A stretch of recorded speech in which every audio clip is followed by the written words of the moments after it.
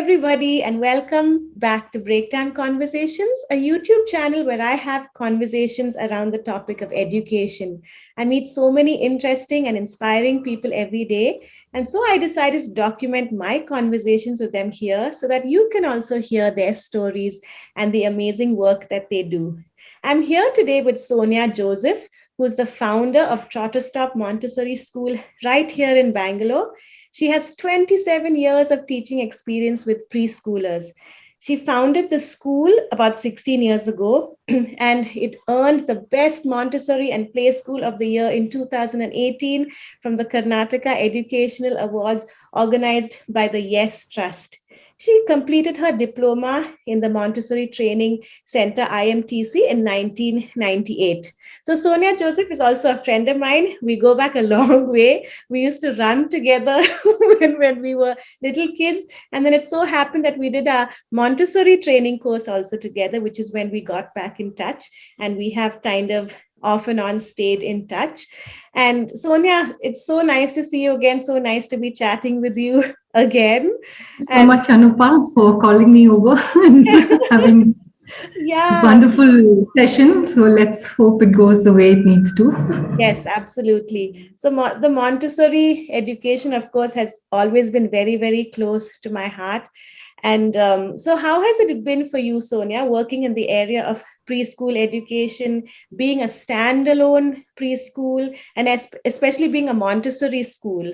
How has it been for you? Well, I think the experience has been very enriching. And even if it is children as little as under 5 years who I've been working with, I always feel that every year has been like a growing experience for me to continue to believe that I'm learning. And every situation or time that I've been through, especially the last 20 months, which has been completely unplanned, has been enlightening. And in the sense that you followed a certain way of working the Montessori system, with it being in the physical space and with children being given the freedom to work on maths. Suddenly we had to move to the online platform. And parents as well as I was very nervous of how this whole adaptation to the online platform would be. But it completely surprised me to see the kind of learning that happened in the last 20 months. And I feel it's 18 years since I started TrottersStop, not 16. So I feel that the learning that has happened in the lockdown has been tenfold. Because one, parents are sitting with the children, so they're very clued into what is happening. So that little effort they are putting in with their child has gone a long way into making kids go learning in a pace that even I'm very surprised with. So in the first time in 18 years, I find children as little as under 4 years being able to read and write 3-letter words. They're able to know their numbers to 100. And conceptually, they're very strong. Though we've not had this whole hands-on experience of working with the material, they've been able to pick it up. So that is why I was like telling you before this, that there's a lot of transition in the thinking process or the evolving of kids in the learning journey that I have seen personally over the last 1.5 years. And it's no longer curtailed to one limited way of teaching that you believe is going to be the only way it works. I think the whole multisensory approach and the whole dynamics of using this, online space with your links and sites and places for children to see, it's been really good. The learning has been fantastic for the kids. And they've loved the whole understanding on the online. The minute I found that when I gave them the space, I told them they don't have to sit in the, on the chair for the whole 1 hour. They can feel free to run off, go and chat with me and talk to me.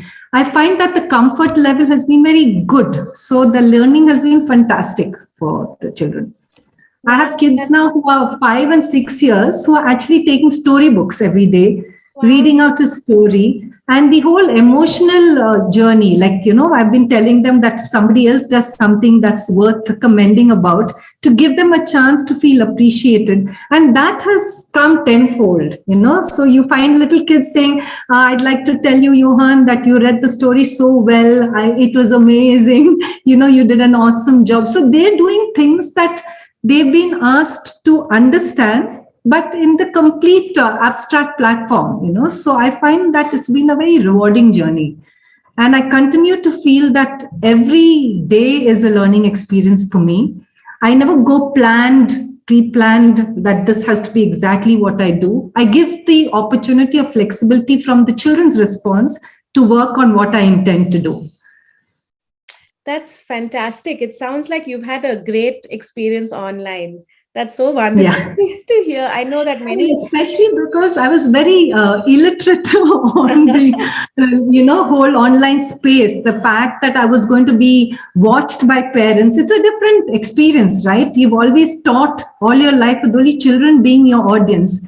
And here you had two sets of parents' eyes completely clued into what you're saying, how you're saying, the accent, the tone. So it was quite nerve-wracking in the beginning. But then I realized that as long as I'm being myself, the whole learning is also being very informal for the children.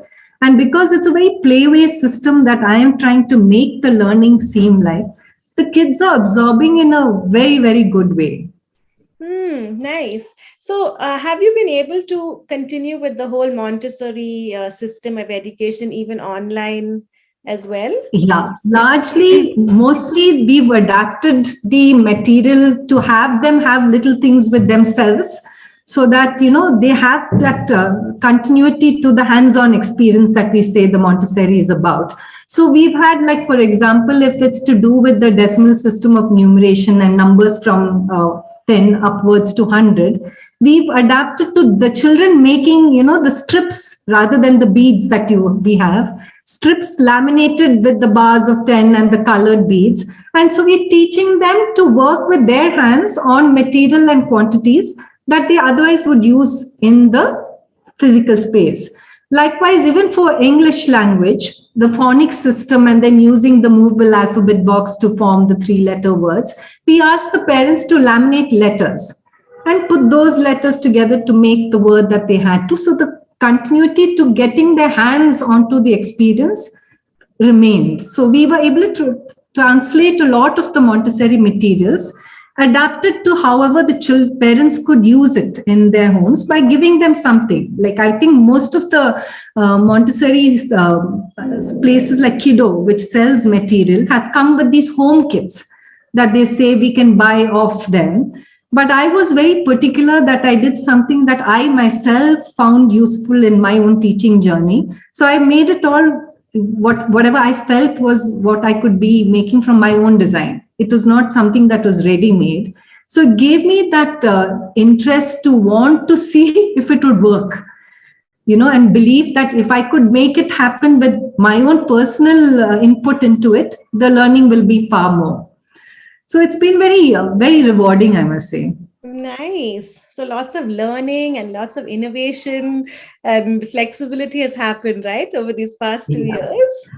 So one more thing, Anupa, I probably would like to tell you that I do apart from this whole teaching the Montessori system for children under 6 years, is that I started something called Footloose about 10 years ago. It's a dance and drama class that I do on the weekend. I have a teacher, a dance teacher, and I found that getting children to get into, the playway system of dramatizing a role and learning the tone, accent, and acting out a part goes a long way into seeing them become interactive with you. When we say you're a teacher and if you're all the time doing the speaking and the child is doing the listening, you find that it doesn't remain long-lived, But when I started this drama class, I realized that it was a space where children were allowed to come.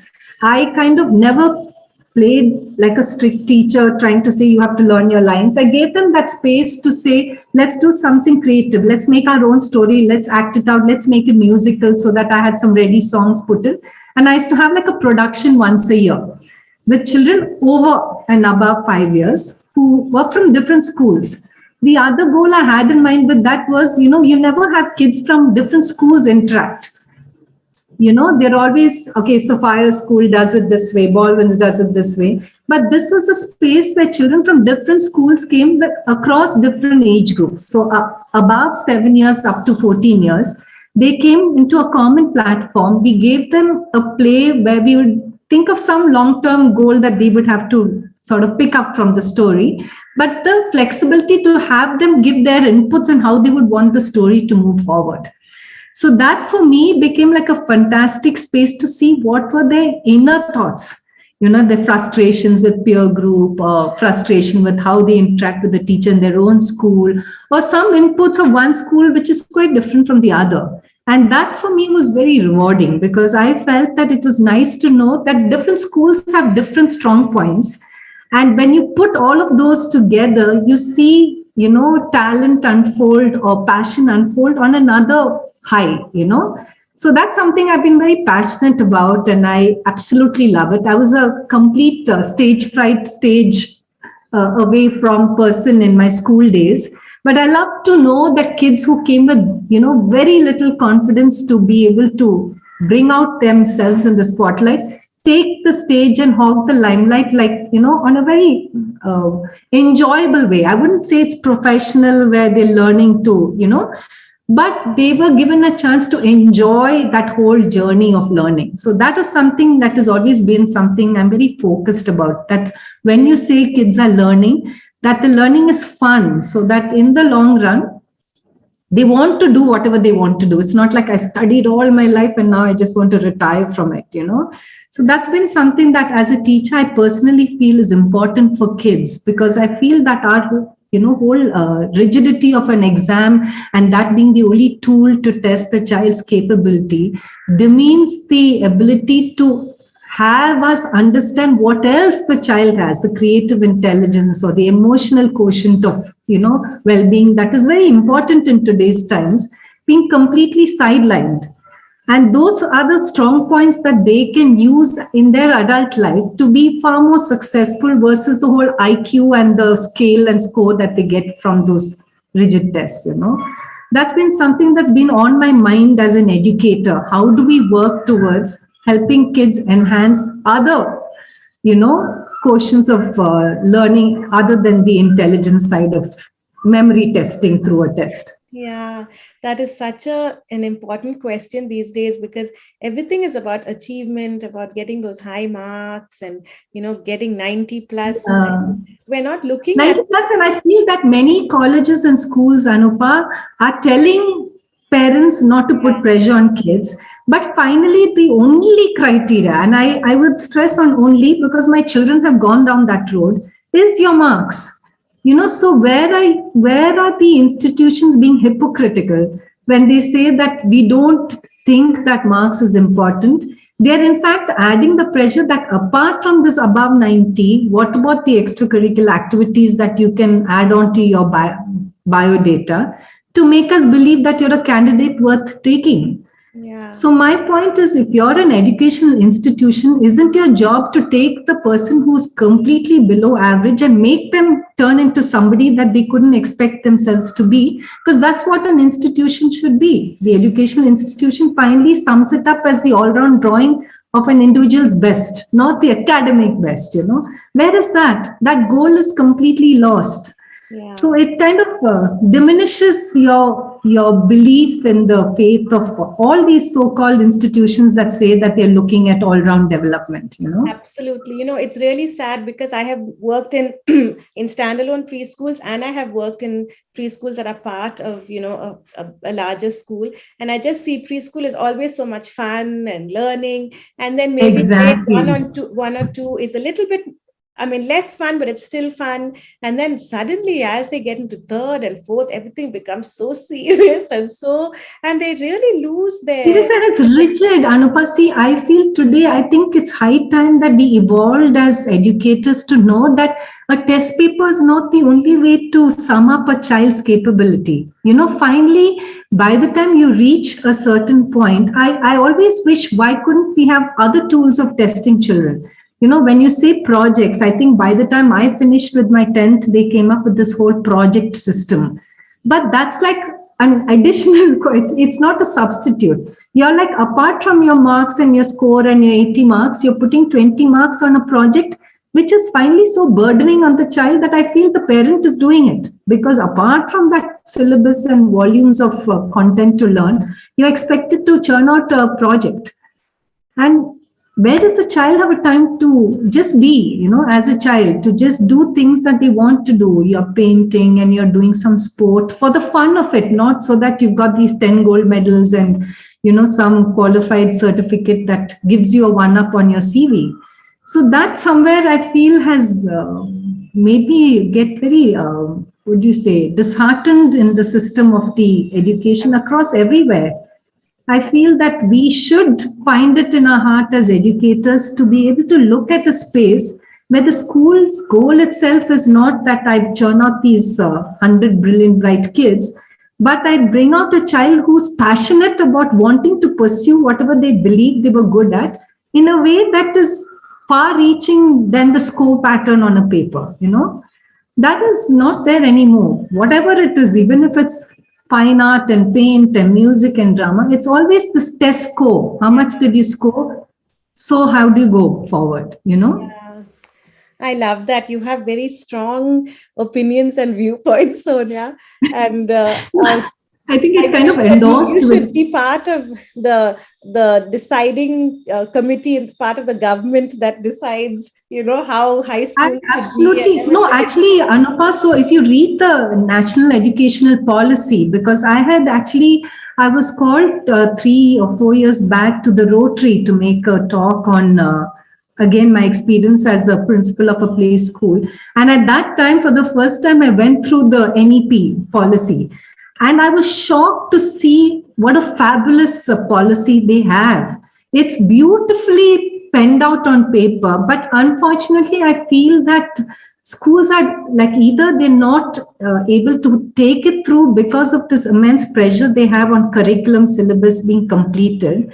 So that kind of gets sort of pushed back, But if you look at the policy that the people who framed has come out with, it's beautiful. It's just that it's not been implemented, Yes. Hopefully within the next 5 years, it will be implemented. That's what I've heard. But anyway, Sonia, thank you so much. I love your points about, how we need to look at the child more rather than the test scores and everything. And absolutely a playway system, I feel, Anupa. Like even with this online platform, like I said, I was brutally honest with the children. So there were times when, my internet connection would go and I would panic because I know people are looking. And then I would have a child say, Sonia, ma'am, please stay calm. There is an internet connectivity issue on your side. And then I realized that it's time for me to bow down to listen to them and succumb to the fact that they're telling me to be, myself. Yeah. And that is very rewarding to know that I can be myself, even if it's a parent or a child who's, probably assessing my capability. But if you're being honest with how you need to be, it kind of gets understood and supported by both sides, the parents as well as the child, to therefore take their learning forward because they know you're not perfect. And you're being honest about it. The child is also feeling free enough to say some random rubbish on the screen, but still be regarded for it, So that goes a long way for them to believe they can be themselves. They don't have to create this false notion of how they have to behave around you. It gives them a lot of confidence, I think that's one of the most rewarding things for us teachers or in the education field, that we're learning every day and we're learning from children. Right? Correct. So, absolutely. Yeah. And it's just absolutely humble to know that I sometimes feel children can teach you way more than the books and the adults of 30, 40 years of experience. Yes. Their one insight or impression or remark can take you a long way into how you feel you can move forward with even your teaching. Yes.